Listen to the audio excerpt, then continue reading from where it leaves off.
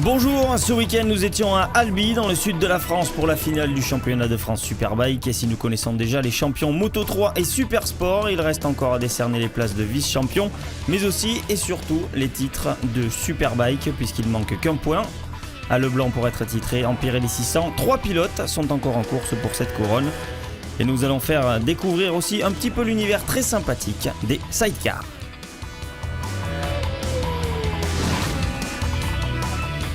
Et on commence par les Pirelli 600. Hugo Clerc, que nous avions croisé à l'aide d'un week-end de promo sport, nous a expliqué qu'il participe à plusieurs championnats cette saison. Ce n'est pas sans risque, mais il est quand même là ce week-end pour défendre ses chances au championnat. J'ai participé aux 24 heures du Mans avec 3 d'endurance où malheureusement à 5 heures du départ on a eu une chute collective où j'ai percuté une moto de plein fouet, donc verdict, un pouce cassé et puis un gros trauma crânien. Mais le principal c'est que je suis là à Albi et on va faire du mieux possible malgré la chute et on est fort, on y croit. Toujours aussi motivé et très consciencieux durant tout le week-end, Morgan Bercher sait qu'il doit déjà finir sur ses roues pour remporter le titre et il pense même avoir un petit avantage psychologique sur son adversaire direct. Ce matin on a fait quelque chose de construit, de sensé, sans précipitation, sans risque, sans erreur, surtout pas. Donc pour l'instant on est bien qualifié et on verra la course cet après-midi, ils annoncent peut-être du beau temps, on verra. J'ai eu l'habitude de mener des courses cette année, donc je sais un petit peu comment il faut réagir dans ces situations, ce qui n'est pas le cas de Hugo qui a mené des courses mais pas de bout en bout. Après on verra, le meilleur va gagner et celui qui aura le plus de mental aussi va gagner, donc on verra tout à l'heure. Et ça commence plutôt bien pour lui puisque Morgan Bercher s'adjuge la pole du samedi en bouclant un tour en 1.24 234 devant Hugo Clerc. Thibaut Gourin lui aussi roule en 1.24 et termine la première ligne. Kevin Mecco ne s'élancera que 4ème, il pointe à 1 seconde de Morgan Bercher.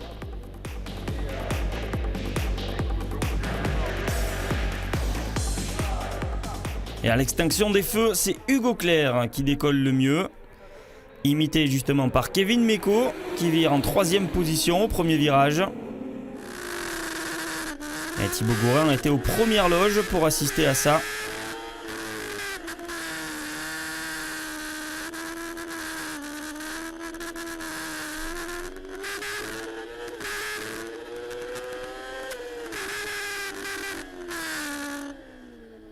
Mais il ne se laisse pas faire et réplique dès le freinage suivant en repassant en 3ème position. 3 tours après au virage du parc. Thibaut s'empare même de la 2ème place. Mais pour seulement un tour. Car au même endroit, Clerc va récupérer son bien le tour suivant.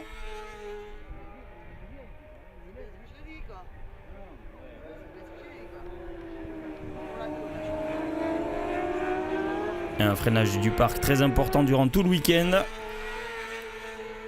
Devant, Bercher tente de creuser l'écart, mais Clerc résiste. Kevin Mecco revient fort sur Gourin et tentera un freinage un petit peu limite dans le 9ème tour.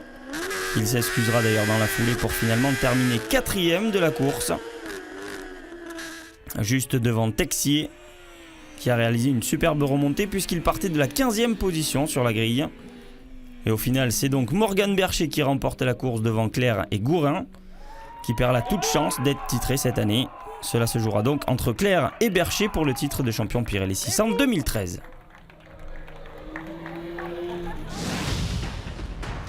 Le dimanche matin, nous arrivons sur une piste humide car il a plu presque toute la nuit, des conditions piégeuses qui vont permettre à Alan Agoguet de se faire remarquer en s'offrant la pole devant Bercher et Gourin. Hugo Clerc, quant à lui, s'élancera de la 2ème ligne puisqu'il ne réalise que le 4ème temps des qualifs. Mais lors du départ, c'est le pilote en 6ème place sur la grille qui surprend tout le monde. Alexis Drin adore ces conditions et il remonte en réalisant le all shot devant Gourin et Agoguet. Moins bien parti derrière, Clerc et Bercher pointent à la 5ème et la 6ème place.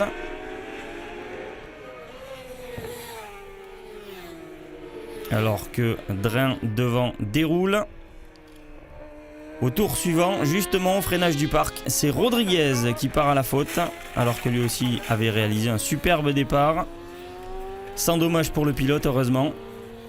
Mais Bercher en profite pour hausser le rythme et passer clair. Devant, Drin est intouchable dans ces conditions et creuse un écart conséquent sur Gourin, deuxième. Dans le 8e tour, Bercher passe à Goguet.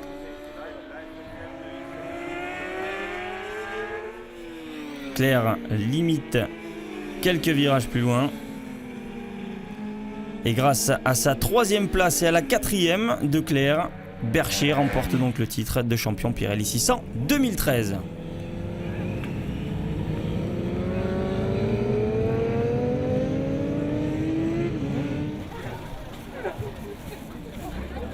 Ça y est, c'est fait, je l'avais dit, je l'avais redit, je lâcherai rien jusqu'au bout.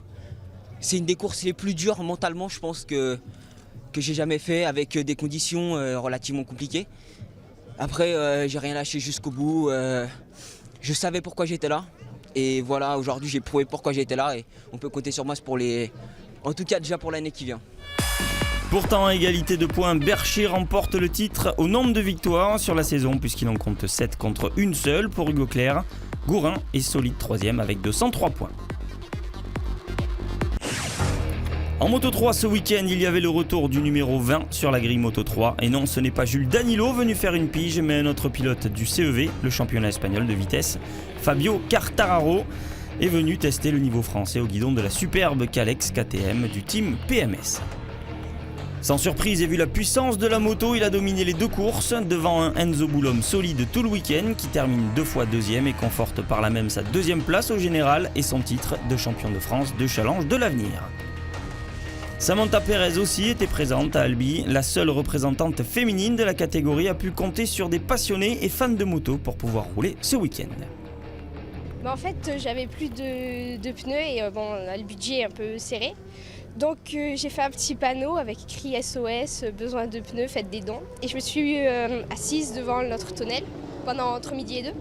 Et tous les gens qui passaient m'ont donné de l'argent et j'ai pu m'acheter le train de pneus grâce à eux.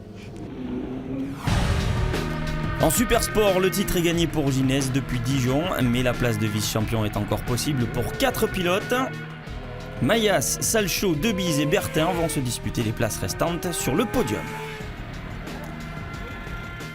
Et nous parlions des pneus tout à l'heure avec Samantha Pérez, mais cela n'arrive pas qu'en Moto 3 puisque Thibaut Bertin est un gentleman rider, plâtrier la semaine et pilote le week-end. Il a lui aussi eu des soucis pour finir la saison. En fait, j'ai commencé la saison avec Pirelli et c'est vrai que avec mon budget réduit, ça a été compliqué de finir la saison. Donc à Albi, c'était pas trop prévu que je vienne. Et puis c'est vrai que grâce à Michelin qui m'ont proposé un petit deal, j'ai réussi à venir et puis voilà, je suis là et puis j'apprends les pneus parce que c'est quand même des pneus qui sont pas faciles à emmener au premier abord comme ça. Mais bon, ça va, on arrive à s'en sortir et on y travaille et là ça se passe pas trop mal. Ce matin on fait le 3e temps donc on va voir cet après-midi ce que ça donne quoi. Lucas Mayas, récemment arrivé dans la Dardog Academy, n'a pas passé un week-end facile, fatigue, pression, doute. Il nous explique ce qu'il en est. J'ai du mal à comprendre pourquoi ce week-end je suis pas dans le truc. Alors après il y avait les 24 heures du Mans aussi, il y a la fatigue, il y a tout ça. Donc est-ce que c'est un peu tout ça qui est lié Pourtant sur la moto j'y pense pas, mais peut-être qu'inconsciemment quand on descend de la moto on y pense un peu à se dire voilà c'est la fin de la saison, qu'est-ce que je fais l'année prochaine, qu'est-ce qui va se passer. Donc peut-être que c'est quand même une cause de la gêne de ce week-end. Mais oui bien sûr on pense à l'année prochaine et je pense qu'il y a de grandes chances que ça se passe encore avec Dardog en super sport pour 2014. Mathieu Ginès est titré depuis Dijon après la sanction infligée à Salchaud, mais cela n'enlève rien à la niaque du jeune breton qui a surtout acquis son titre grâce à sa régularité cette année. 9 podiums en 11 courses dont 7 victoires avant ce week-end et il n'a pas l'intention de s'arrêter là. On est là pour gagner depuis le début de l'année. Le championnat c'était la cerise sur le gâteau, mais moi je suis là pour gagner chaque week-end. Chaque fois que je pars en piste c'est pour être le plus rapide. Donc le titre, c'était une chose d'acquise. Après, moi ce que je veux c'est gagner. Donc on est toujours à fond et voilà, je crois qu'il faut garder cette motivation, sinon il vaut mieux rester à la maison quoi. Et lors de la première séance qualif, c'est Debise qui signe le meilleur temps, une 22,50. Avec seulement un dixième de mieux que Ginès, Mayas termine la première ligne. A noter que les 4 prétendants au titre de vice-champion sont dans les 7 premiers et se tiennent en moins d'1 seconde.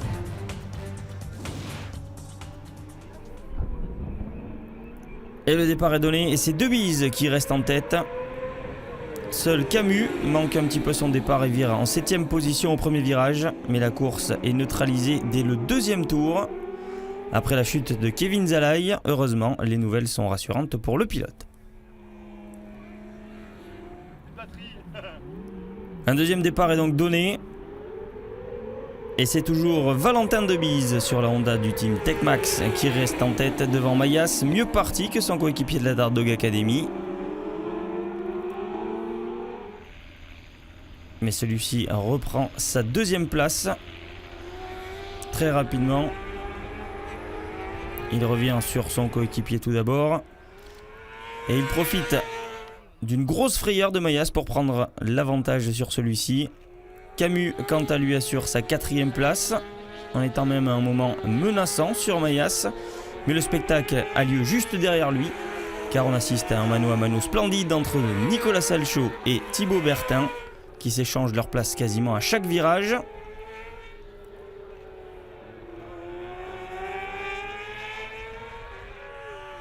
Au final, c'est Debise qui s'impose devant Ginès et Mayas. Robin Camus est 4e et c'est finalement Salchaud qui a eu le dernier mot sur Bertin, qui lui, rappelons-le, découvrait les nouveaux pneus ce week-end.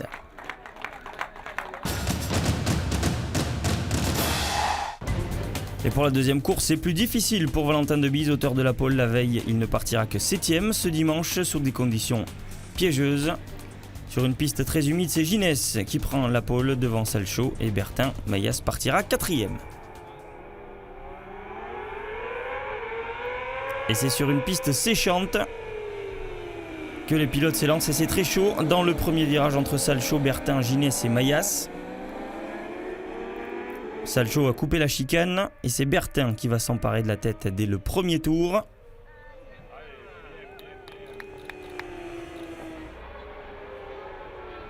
Mais il va rapidement voir revenir sur lui les 2 pilotes de la Dart Dog Academy.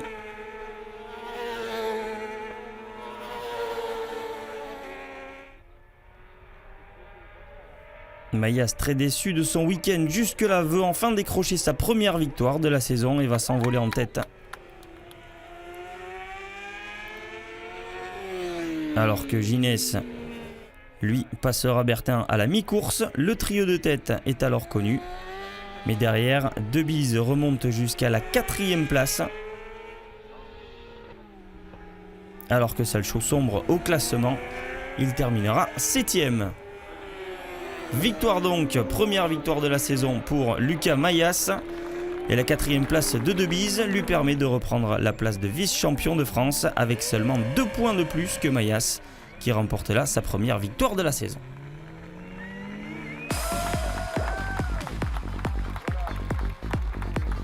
Et au classement général, donc Mathieu Ginès est titré depuis Dijon, Valentin Debise 2e à seulement 2 points de Lucas Mayas, Nicolas Salchaud est 4e.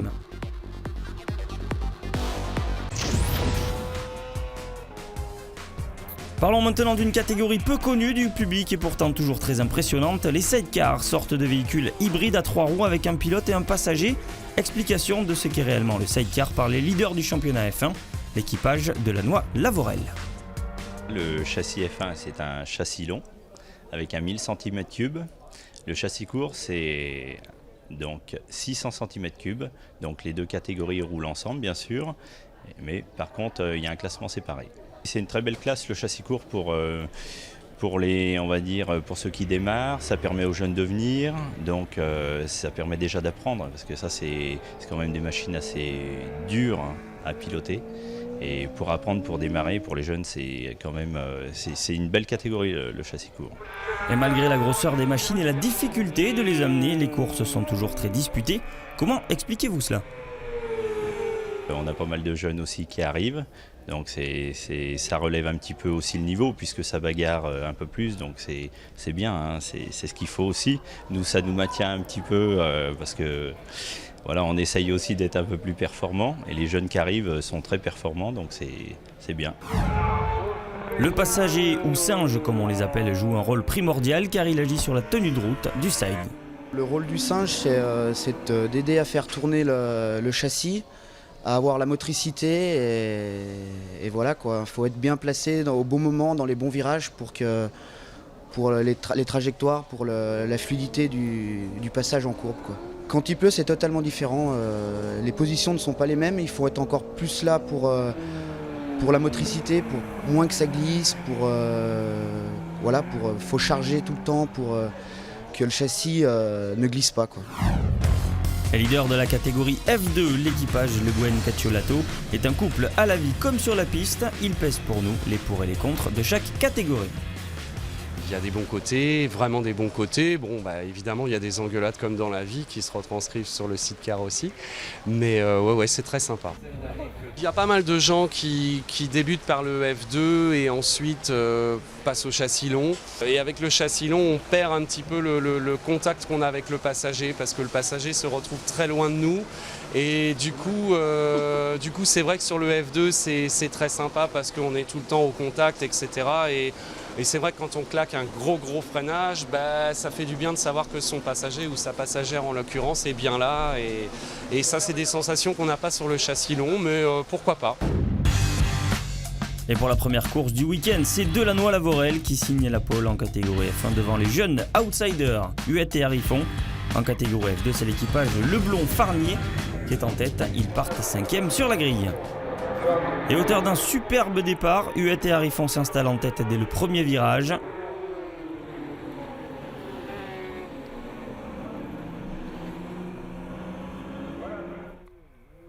Mais les roublards Delannoy et Lavorel restent en embuscade et tentent à chaque virage de mettre la pression sur le jeune équipage.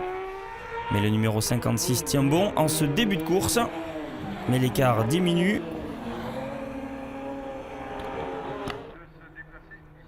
Au 10e tour, les deux sides ne sont séparés que de 75 millièmes. Le side numéro 99, très reconnaissable de Lebaille Chéniaud, se retrouve très vite isolé en 3e place, alors que devant, dans le 11e tour, Delannoy-Lavorel finit par trouver la faille pour finalement s'imposer devant Huet et Harifon, et Lebaille Chéniaud est 3e.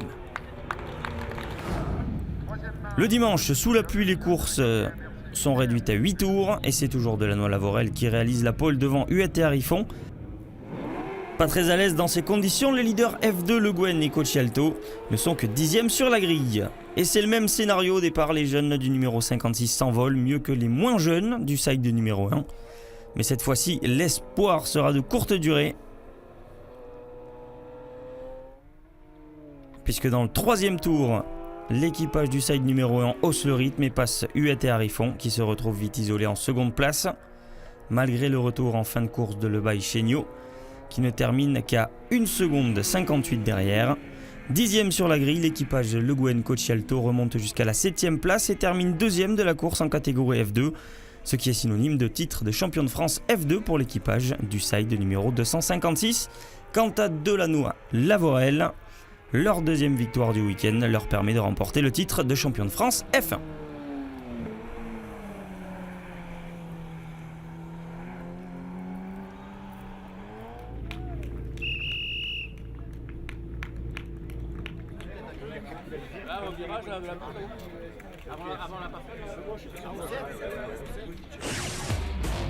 Et on termine avec la catégorie Superbike, où pour être titré, Greg Leblanc, un récent vainqueur des 24 heures du Mans pour la 4e fois consécutive, ne doit marquer qu'un seul petit point. Son principal rival, Julien Dacosta, a décroché le titre de champion du monde d'endurance avec le CERT. Il connaît bien Leblanc et sait que le titre Superbike est joué, mais il dresse le bilan du pari qu'il avait pris en début de saison en quittant le package Kawasaki-Pirelli pour Suzuki Dunlop.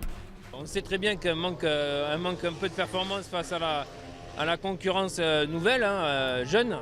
La Suzuki a 6 ans de conception, mais j'y croyais et on a réussi à le pari de gagner quelques courses dans le championnat de France. Et voilà, mon objectif était atteint. Maintenant, c'est la dernière course cet après-midi et quand même satisfait de tout ce qu'on a fait avec la Suzuki cette année. Et ça n'a pas été de tout repos pour la catégorie Rennes ce week-end. Pour le premier départ, c'est Leblanc qui a mis un point d'honneur à remporter la pole devant Axel Morin et David Muscat.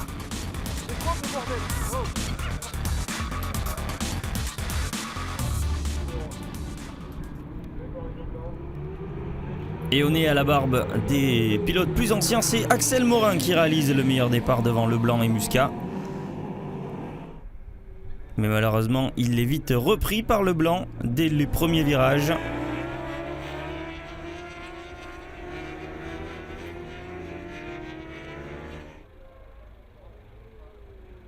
Leblanc imprime son rythme et Dacosta, mal parti, remonte petit à petit et s'empare de la deuxième place dans le 7e tour.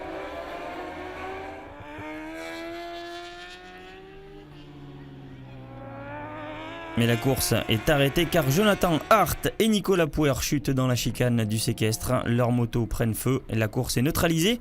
Les pilotes s'en sortent avec peu de bobos, heureusement. Et la course repart pour 10 tours cette fois-ci. Et c'est Julien Dacosta sur la Suzuki qui part en tête devant Morin et Muscat. Mais Leblanc est intouchable ce samedi et va remonter ses adversaires 1 à 1.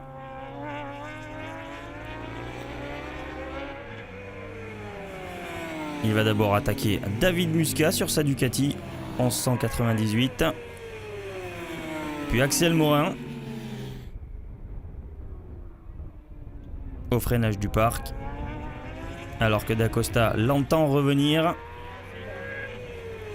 Le pilote Kawasaki va s'offrir une victoire pour cette avant-dernière course du championnat de France Superbike. Il marque donc le point qu'il lui fallait. Il est donc titré champion de France 2013 de Superbike. Je suis parti devant, donc c'était tout cool. Mais le deuxième départ était un peu plus compliqué. Je me suis un peu enfermé et puis j'ai pas voulu prendre trop de risques parce que quand il manque un point, il faut quand même le marquer. Et puis petit à petit, je me sentais bien. Et puis je dis allez, je vais essayer d'aller la gagner. Et je suis remonté pour m'imposer. Donc c'est vraiment cool. Et voilà, c'est vraiment un titre d'une équipe et je pense qu'on a réalisé une saison parfaite. Heureux de son premier titre de champion de France Superbike, il va réaliser la pose sous des conditions dantesques. Il change même de pneus sur la grille car la pluie refait son apparition durant le tour de formation. Et sous ces conditions difficiles, c'est Julien Dacosta qui réalise un bon départ.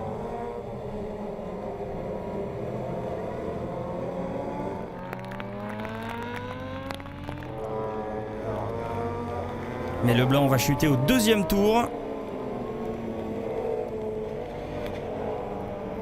Le pilote Kawasaki ne pourra malheureusement pas repartir. Il sera imité par Dacosta et Enjolras le tour suivant. La course est donc neutralisée et repartira pour 5 tours seulement 45 minutes plus tard, car la piste est jugée impraticable. Et sur ce deuxième départ, c'est toujours Julien Dacosta qui réalise le meilleur départ. Mais ces conditions sont parfaites pour David Muscat et sa Ducati, qui semble survoler cette piste d'Albi. Le pilote Ducati va fondre sur son adversaire du jour, Julien Dacosta, en oubliant tous les autres. Il va le doubler magistralement au freinage du parc. David Muscat s'impose donc.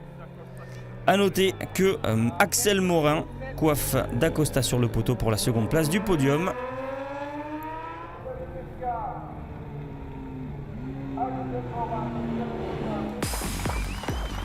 Et David Muscat remporte donc sa première course de la saison. Leblanc est titré, Julien Dacosta solide deuxième. Axel Morin, grâce à ses bons résultats de fin de saison, termine troisième. Jacques Boll, président de la FFM, était présent ce week-end pour la finale et souligne le bon niveau des pilotes français à travers le monde. Et le FSBK en est bien sûr une superbe vitrine. Il faut savoir que la France est, avec l'Italie, le premier pays en termes de performance sportive moto. Alors notamment en motocross, notamment en enduro, mais également en vitesse. Il faut quand même rappeler que nous avons eu un vice-champion du monde il n'y a pas si longtemps et un champion du monde en 2008. On va essayer de maintenir un nombre satisfaisant d'épreuves avec de beaux circuits. Et je pense qu'on aura à nouveau un beau championnat en espérant avoir également un petit peu plus de participants. Et on va travailler dessus. Et voilà, c'est fini pour cette saison de Superbike 2013. Merci de nous avoir suivis. À la saison prochaine. Ciao, ciao.